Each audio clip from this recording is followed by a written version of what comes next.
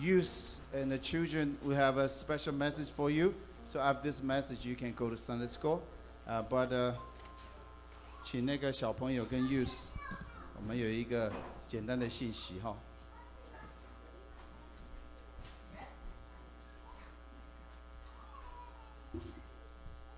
Last week I went to Dallas, heard about this pastor share the message. 上礼拜我去达拉斯，听到一个牧师讲这样的小朋友看这边，小朋友看这边，看这边，你们不讲话我才开始。好，he talked about God's favor. 他说到上帝的恩典。What's God's favor? 什么是上帝的恩典？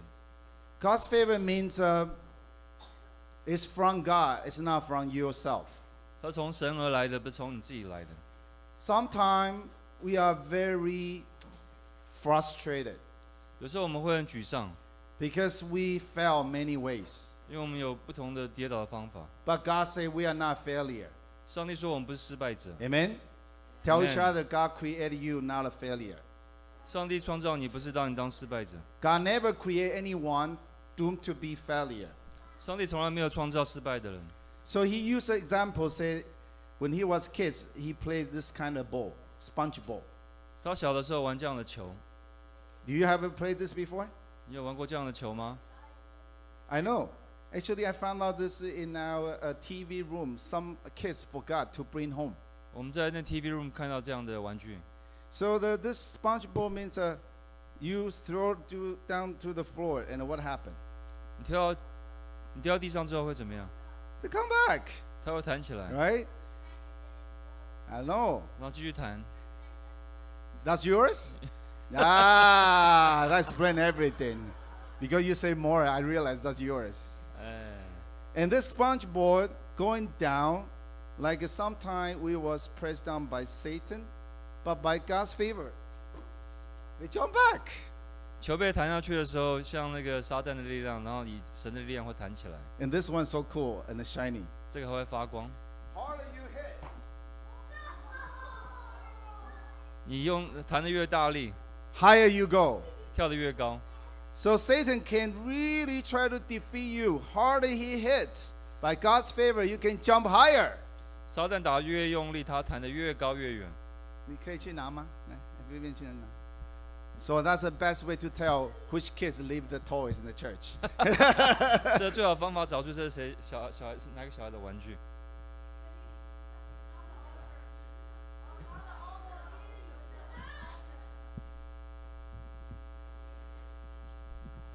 Sometimes people don't want to hear too much about Bible because they feel like this is a cliche. We know everything. 很多时候人家不想听圣经的话，因为这好像是老生常谈。 They would rather to listen to the special school like a Harvard, like a Nobel Prizer tell you some of the truth. Actually, be honest with you, they already mentioned in the Bible, or you will treat us like a common sense. 他们宁愿去听一些著名大学教授的话，或一些诺贝尔奖得主的话。其实这些话都已经在圣经之中了。 Like recently, a Nobel Prize say, "Do not sit up, because you're gonna mess up the biological clock inside. So whoever love to stay very late is not good for you because God didn't design this way." 最近有一个诺贝尔奖得主的研究，就是说你不要睡得太晚，因为会影响到你生理钟。其实这些已经在圣经中了。 And the three scientists, they got this truth and they got a lot of money. So actually, my mom always tell me, "Go sleep, go to sleep early, don't sit up." 然后他们这3个科学家因为这样得了很多的奖金。其实我母亲早就跟我这样讲，要早点睡。 And I want to show you another video. 我要给你看另外一个影片， This video is done by the Harvard University. 这是哈佛大学的做的一个影片， And by 3-generation researcher.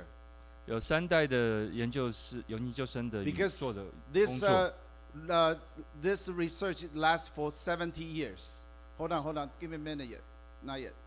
这个研究做了蛮久的时间， And even the researcher already died. They pass on to the next one. 即使研究室学者已经一代一代都去世了，还继续来传下去。 You need to know when they do the research, then it depends on fund.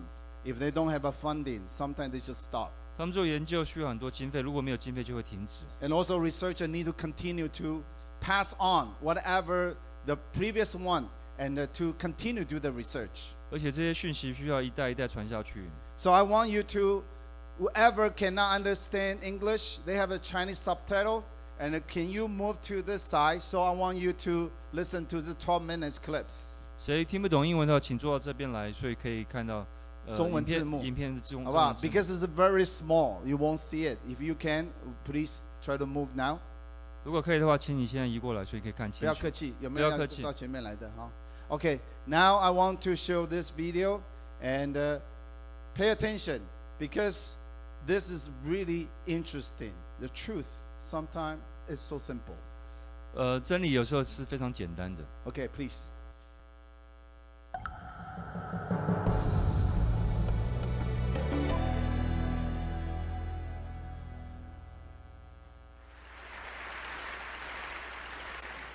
What keeps us healthy and happy as we go through life? If you were going to invest now in your future best self, where would you put your time and your energy?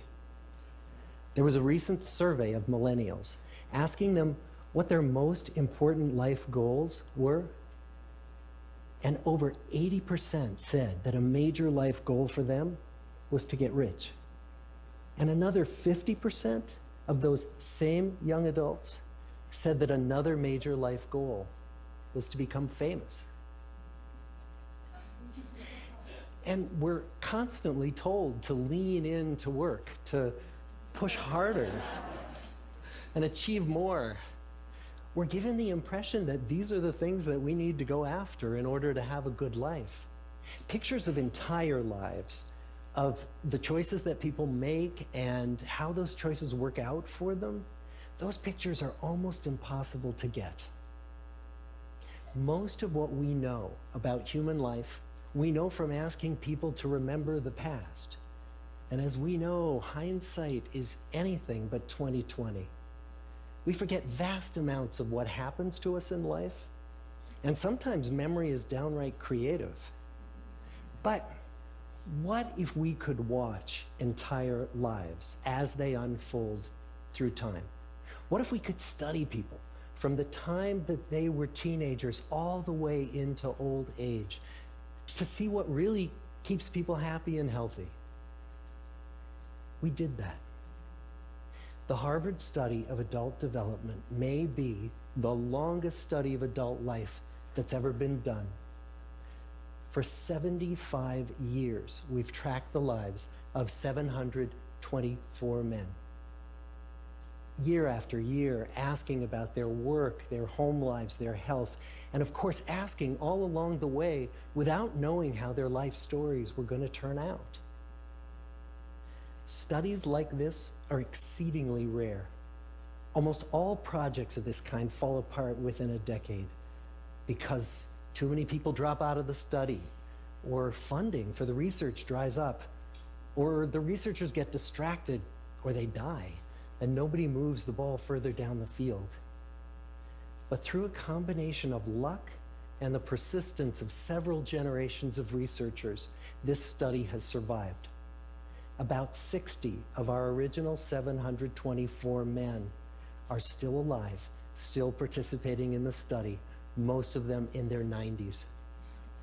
And we are now beginning to study the more than 2,000 children of these men. And I'm the fourth director of the study. Since 1938, we've tracked the lives of two groups of men. The first group started in the study when they were sophomores at Harvard College. They all finished college during World War II, and then most went off to serve in the war. And the second group that we've followed was a group of boys from Boston's poorest neighborhoods. Boys who were chosen for the study specifically because they were from some of the most troubled and disadvantaged families in the Boston of the 1930s. Most lived in tenements, many without hot and cold running water. When they entered the study, all of these teenagers were interviewed, they were given medical exams. We went to their homes and we interviewed their parents. And then these teenagers grew up into adults who entered all walks of life. They became factory workers and lawyers and bricklayers and doctors, one president of the United States. Some developed alcoholism, a few developed schizophrenia. Some climbed the social ladder from the bottom all the way to the very top, and some made that journey in the opposite direction. The founders of this study would never in their wildest dreams have imagined that I would be standing here today, 75 years later, telling you that the study still continues. Every 2 years, our patient and dedicated research staff calls up our men and asks them if we can send them yet one more set of questions about their lives. Many of the inner city Boston men ask us, "Why do you keep wanting to study me? My life just isn't that interesting." The Harvard men never asked that question.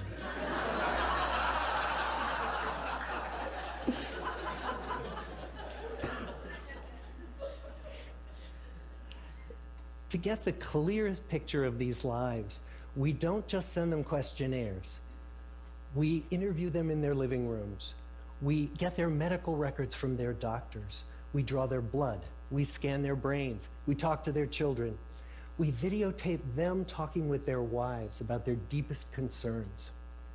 And when about a decade ago we finally asked the wives if they would join us as members of the study, many of the women said, "You know, it's about time."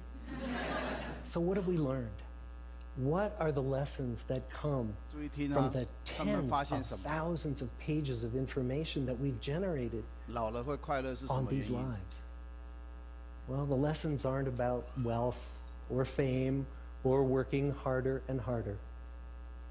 The clearest message that we get from this 75-year study is this: good relationships keep us happier and healthier, period. We've learned 3 big lessons about relationships. The first is that social connections are really good for us and that loneliness kills. It turns out that people who are more socially connected to family, to friends, to community are happier, they're physically healthier, and they live longer than people who are less well connected. And the experience of loneliness turns out to be toxic. People who are more isolated than they want to be from others find that they are less happy, their health declines earlier in midlife, their brain functioning declines sooner, and they live shorter lives than people who are not lonely. And the sad fact is that at any given time, more than 1 in 5 Americans will report that they're lonely. And we know that you can be lonely in a crowd and you can be lonely in a marriage. So the second big lesson that we learned is that it's not just the number of friends you have, and it's not whether or not you're in a committed relationship, but it's the quality of your close relationships that matters. It turns out that living in the midst of conflict is really bad for our health. High conflict marriages, for example, without much affection, turn out to be very bad for our health, perhaps worse than getting divorced. And living in the midst of good, warm relationships is protective. Once we had followed our men all the way into their 80s, we wanted to look back at them at midlife and to see if we could predict who was going to grow into a happy, healthy octogenarian and who wasn't. And when we gathered together everything we knew about them at age 50, it wasn't their middle-aged cholesterol levels that predicted how they were going to grow old.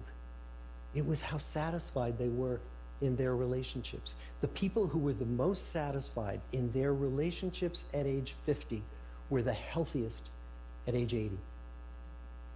And good, close relationships seem to buffer us from some of the slings and arrows of getting old.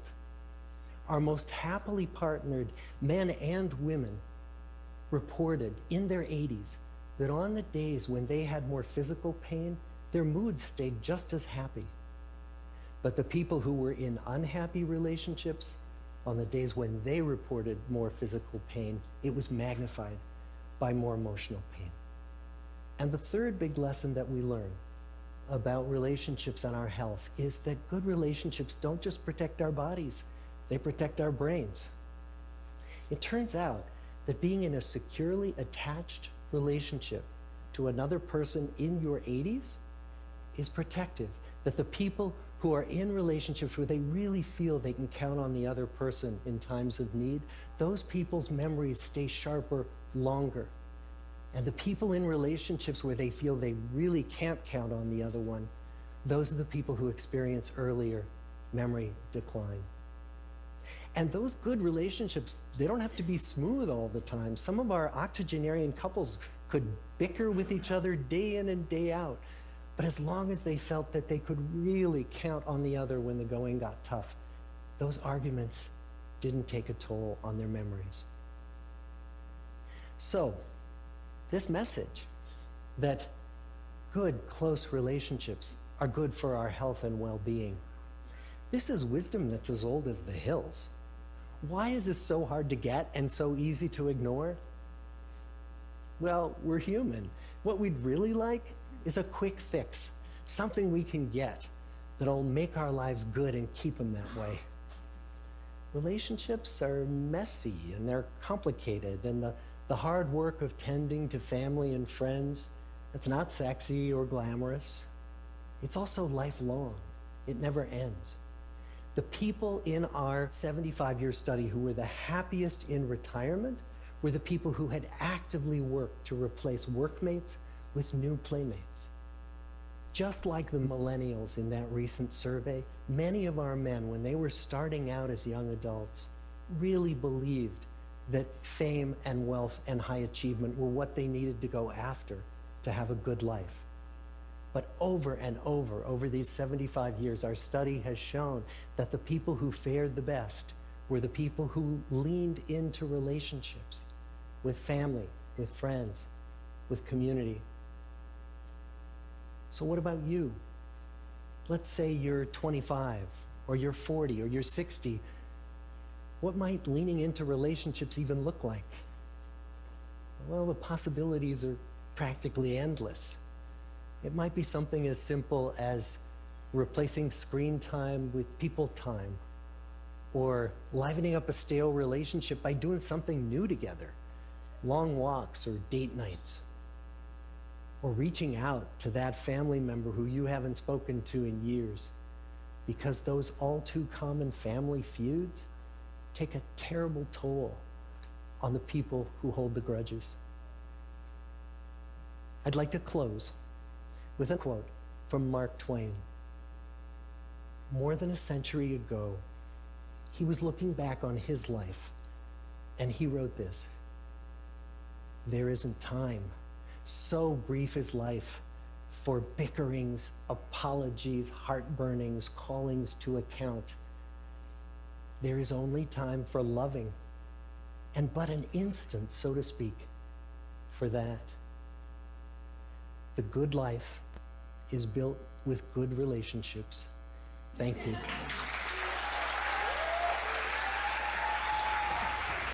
Good relationships doesn't mean how many people give you great on the Facebook. 好的关系不是代表在脸书上多少人给你赞， Good relationships doesn't mean that you have a lot of money and how many friends if you want to go to the restaurant. 好的关系也不是说你有多少朋友、有多少钱可以去好的餐馆。 And I met a mother who have younger kids, only 2 years old, and she's worried, asked me the question, "Pastor, should I send my kids to private school like all my friends, 2 years old?" 我认识一个有2岁小孩的一个母亲，在问说，如果要把小孩送去好的私立学校是好的事吗？ Because everybody doing so. I don't want my kids behind, behind other kids. 因为每一个家长都这样做，他不想让他小孩子落后。 Many of us say, "I want to be the millionaire. 很多人都说想要变百万富 I 翁， want to be the high achiever." 我要变成很有成就的人。 But listen to this very interesting study.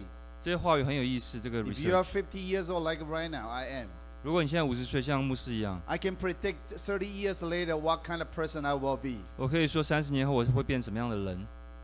Do you have really good relationship among the family and friends? 你有没有很好的关系跟朋友跟家人在一起？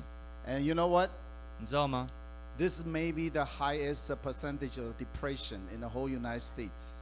这可能是最高的有忧郁症的人群。 Many young people suffer with depression. 很多年轻人有忧郁症， They have a lot of friends, 他们有很多的朋友， but they feel lonely. 可他们觉得很寂寞。 I guess this message for them is too early to listen 这 because 些 they don't 讯息给 understand why we need to listen to this. 这些讯息给小朋友可能来说太早了。 But parents, don't force our kids to do something God didn't give to them. And because you think, oh, you need to get this, get that, get this, get that in order to be happy, but you already make them very unhappy. 家长们，请你不要给小孩这么多的压力，这不是神所愿意的。你给他这么多压力，他会让他们变得非常不开心。 Amen? Amen. Actually, that mother's husband tell the wife, say, what are you talking about? Just go to regular school. That is okay. 那个牧师跟那个母亲说，你就去一般的学校，他们会做得很好的。 I'm not trying to say private school is not good or regular school is not bad. I'm talking about sometimes you ignore some basic truths. Just go to Sunday. Every Sunday, go to church, return the email, smile to people, and then really make time, write the cards, make a phone call. It's not stupid. It's actually gonna be guaranteed for the long time and a healthy happiness when you go to getting old. 我不是说 Try your best. 我不是说去私人学校或去公立学校都是好的事，而是说我们要注意在关系中，然后回电话、回 email， 和人保持友好的关系，让人会变得很开心。 Like this week, I realized I sent Nancy and Pastor Philip sent me the email. I didn't receive at all. Maybe I got hacked. But when I sent a group mail, everybody received. I wonder what's interesting. Then why the virus only had the hack you send a solo email. When you solo group mail, it's okay. But you know what? If you send an email, people don't respond. You feel not happy. Why that doesn't ignore me? Why that person not happy with me? Sometimes just ask one more time. Do you get an email? Do you get my phone call? It's always good. Amen? 这礼拜牧师发的个人的邮件都收不到，可是，在 group mail 他就可以收到。我们都常会去问为什么人家不回我们的 email。有时候问人家一下的话，他们就会跟你讲，你就不用感觉不开心了。 Again, relationship. 关系是最重要的， Relationship. 关系是最重要的， Not how rich you are. 不是你多有钱， Relationship. 关系。 So can we give a 5 minutes stand up to look around the people maybe you didn't have a chance to hug and to say hello, find someone, okay? Say, so good to have you today.